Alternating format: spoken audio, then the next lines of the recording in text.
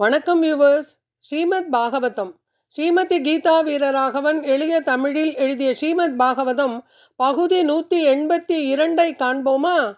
சிவபெருமான் விஷம் பருகுதல். தேவர்களாலும் அசுரர்களாலும் சிறப்பான முயற்சி எடுக்கப்பட்டும் அமிர்தம் வராததால் மிகவும் களைப்படைந்தனர். பகவான் அஜிதர் தாமாகவே கடலை கடையத் தொடங்கினார். பகவான் நீலக்கடலை கடைந்தார். ஒரு கருமேகத்தை போல் தோன்றினார். மஞ்சள் நிற பட்டாடை அணிந்திருந்தார். பகவான் காதில் அணிந்திருந்த மகர குண்டலங்கள் மின்னலை போல் பிரகாசித்தன. கழுத்தில் அணிந்திருந்த வனமாலை எனப்படும் வைஜெயந்தி மாலை பார்க்கடலை கடையும் பொழுது அங்கும் இங்கும் அழகாக அசைந்தாடியது. தாமரை போன்ற சிவந்த கண்களுடன் விளங்கினார்.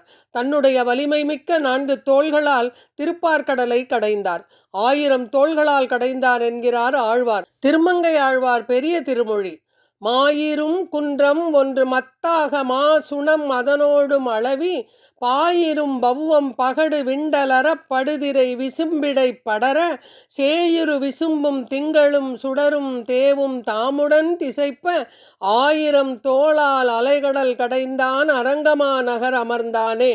திருவரங்கத்து ரங்கநாதனை பற்றி பாடும் பாசுரத்தில் 4 தோள்களால் கடைய அதன் வேகம் 1000 தோளால் கடைந்தது போல் இருந்தது. அத்தனை வேகமாய் கடைந்தார் என்கிறார். அவர் தன் அழகிய திருக்கரங்களால் வாசுகியை பற்றி மந்திரமலையை மத்தாக பாவித்து திருப்பார்கடலை கடைந்தார். அவருடைய அழகான சுருண்ட கேசம் தோள்கள் எங்கும் பரவி இருந்தது. திருப்பார்கடலை கடைதலில் பகவான் ஈடுபட்டு இருந்தது ஓர் அழகிய இந்திர நீல மலையைப் போல் காணப்பட்டார். இப்படி அனைவரும் பகவான் திருப்பார்கடலை கடையும் பொழுது அமுதம் வருகிறதா என்ற ஆர்வத்துடன் எதிர்பார்த்து காத்திருந்தனர். இதனையே நம் ஆண்டாள் நாச்சியார் எப்படி அனுபவித்தார் தெரியுமா? பகவான் திருப்பார்கடலை கடைவது கண்டு ஆண்டாள் மிகவும் வருத்தப்பட்டாளாம். அமுதமே அமுதத்தை கடைகின்றதே என்று.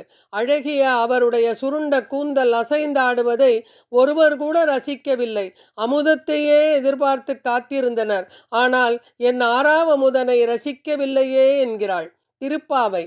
வங்கக் கடல் கடைந்த மாதவனை கேசவனை திங்கள் திருமுகத்து சே இழையார் சென்று இறைஞ்சி அங்கப் பறை கொண்ட ஆற்றை அணி புதுவை பைங்கமலத் தன் தெரியாமல் பட்டர்பிரான் கோதை சொன்ன தங்கத் தமிழ் மாலை 30 தப்பாமே இங்கு பரிசுரைப்பார் 2 மால்வரை தோள் செங்கண் திருமுகத்துச் செல்வத் திருமாலால் எங்கும் திருவருள் பெற்று இன்புறுவர் எம்பாவாய்.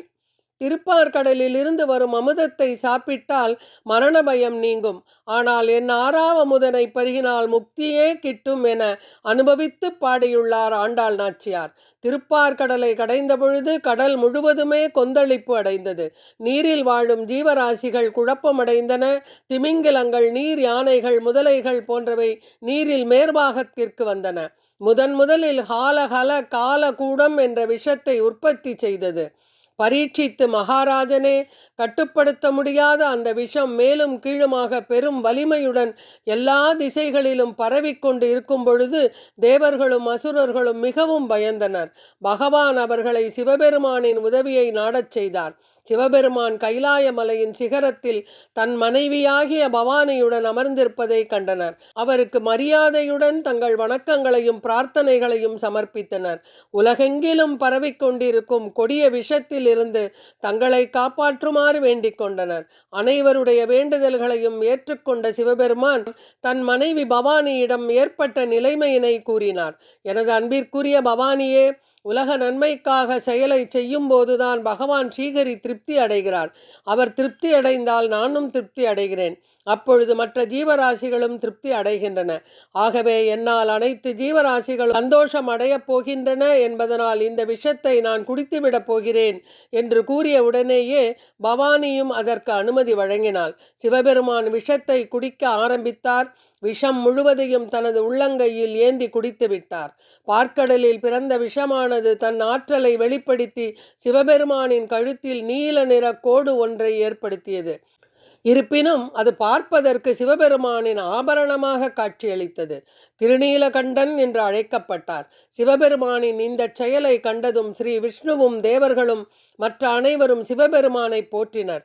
சிவபெருமான் விஷத்தை குடிக்கும் பொழுது அவரது உள்ளங்கைகளில் இருந்து கீழே விழுந்த சில துளி விஷத்தை தேள்கள், நாகப்பாம்புகள், விஷ மூலிகைகள் மற்றும் விஷப்பற்களை கொண்ட மற்ற மிருகங்கள் ஆகியவை தக்க சமயத்தை பயன்படுத்தி கொண்டு அதை குடித்து விட்டன.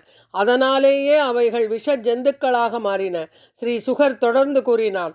சிவபெருமான் விஷத்தை குடித்ததும் தேவர்களும் அசுரர்களும் மிகவும் திருப்தி அடைந்து நீங்கி புதுப்பிக்கப்பட்ட கடலை கடைய ஆரம்பித்தனர்.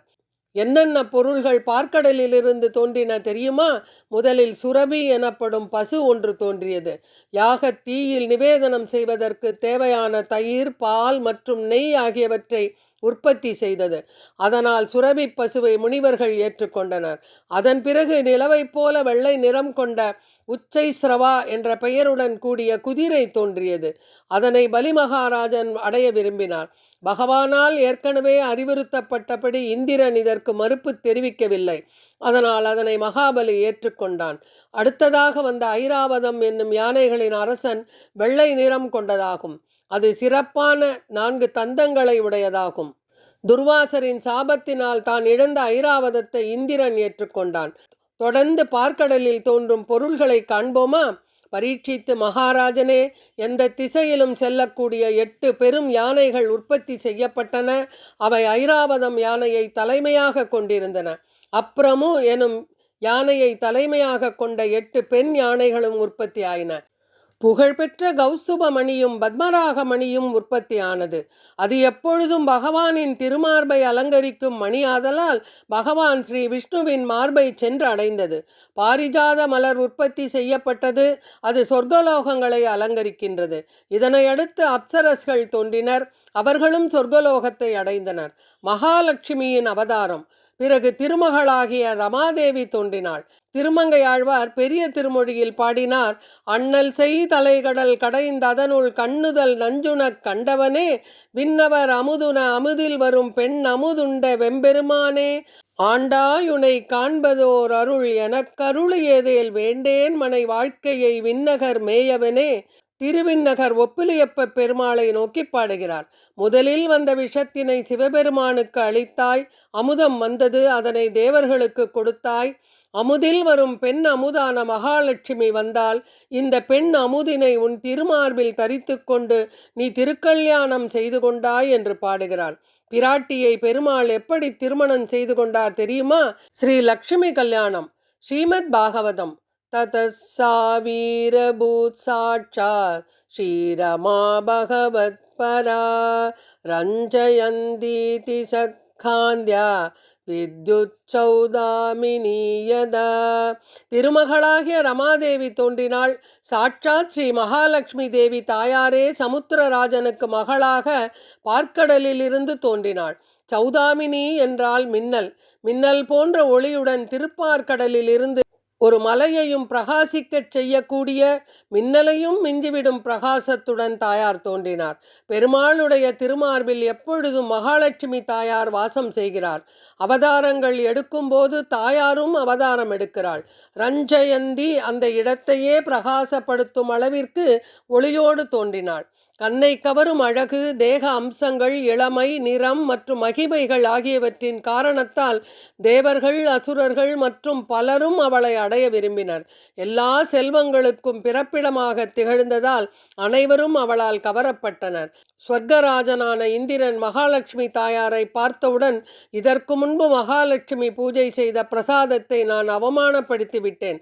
அதனால்தான் எனக்கு இந்த நிலை. இனி தாயாரிடம் குற்றம் செய்யக்கூடாது. அவருடைய கருணை இருந்ததால்தான் தனக்கு எதுவும் நிலையாக இருக்கும் என்பதை உணர்ந்தான். இந்திரனும் உடனடியாக தாயாரை நோக்கி வந்து அவர் அமருவதற்கு ஒரு அற்புதமான சிம்மாசனத்தை அளித்தான். புனித நதிகள் அனைவரும் அவரவர்க்கு உரிய உருவங்களை ஏற்றுக்கொண்டு திருமகளாகிய மகாலட்சுமி தேவிக்கு தங்க குடங்களில் தூய நீரை கொண்டு வந்து சேர்த்தனர். பூமாதேவி தாயார் மூலிகைகளை சேர்ப்பதற்காக மருந்து சாமான்களையும் ஔஷதிகளையும் சேகரித்து கொண்டு வந்து தந்தாள். பசுக்களிலிருந்து கிடைக்கும் பால், தயிர், நெய், சாணம் மற்றும் கோஜலம் ஆகிய பஞ்ச கவ்யங்களை பசுக்கள் அளித்தன. வசந்த காலத்திற்கு அதிபதியான தேவதை பூ மற்றும் பழங்களை தாயாருக்கு கொண்டு வந்து சேர்த்தது. ரிஷிகள் கூறியபடி அபிஷேகச் சடங்குகளுக்கு ஏற்பாடு செய்தனர். கந்தர்வர்கள் இசை பாட, நாட்டிய பெண்மணிகள் நடனமாடினர். தாயார் திருக்கல்யாணத்திற்கு வாத்திய இசைகள் வேண்டாமா? உருவை ஏற்றுக்கொண்ட மேகங்கள், அதாவது உருவம் பெற்ற மேகங்கள் மிருதங்கம், பணவம், முரஜம் மற்றும் ஆனகம் எனப்படும் பல்வேறு வகையான மத்தளங்கள் ஆகியவற்றை வாசித்தன. சங்குகளையும் கோமுகம் எனப்படும் ஊதுகொம்புகளையும் ஊதியதுடன் வீணைகளையும் கூட வாசித்தன. அஷ்டதிக்கஜங்கள் தங்க பாத்திரத்தில் உள்ள தீர்த்தங்களுடன் வாசனை திரவியங்களையும் எடுத்துக்கொண்டு தேவர்கள், ரிஷிகள், ஸ்ரீ சூக்தம் சொல்ல யானைகள் அனைத்தும் தாயாருக்கு தீர்த்தத்தை திருமஞ்சனம் செய்தன. இதனையே கஜலட்சுமி தாயாராக சேவிக்கின்றோம். திருமஞ்சனம் முடிந்ததும் சமுத்திரராஜன் தாயாருக்கு மஞ்சள் பட்டு வஸ்திரத்தை அளித்தார். வருணன் வைஜெயந்தி என்னும் மாலையை பரிசாக அளித்தார். விஸ்வகர்மா அலங்கார ஆபரணங்களை அளித்தார். கல்விக்கு அதிபதியான சரஸ்வதி ஒரு ஹாரத்தை வழங்கினார். பிரம்மதேவர் ஒரு தாமரை பூவையும் நாகலோகவாசிகள் காதணிகளையும் வழங்கினர். தாயார் காருண்யமே வடிவாக காட்சி அளித்தார். அதன் பிறகு மகாலட்சுமி தாயார் தாமரை பூக்களாலான ஒரு மாலையை கையில் எடுத்துக்கொண்டு சிம்மாசனத்திலிருந்து இறங்கி பெருமாளை நோக்கி வெட்கச் சிரிப்புடன் மற்றவர்களை பார்த்தபடியே தன்னுடைய கடாட்சத்தை அளித்தபடியே நடக்கத் தொடங்கினாள். தாயார் பார்க்கடலில் இருந்து தோன்றியவுடன் தேவர்களும் மற்றவர்களும் தாயாரை துணைவியாக அடைய ஆசைப்பட்டனர் அல்லவா? ஆனால் அவளோ ஜெகன்மாதா, அனைவருக்கும் தாயானவள் என்பதனை அவளது கடாட்சத்தின் மூலம் எப்படி உணர்த்தினாள் என்பதை ஸ்ரீமத் பாகவதம் பகுதி 183 காண்போமா? நன்றி, வணக்கம்.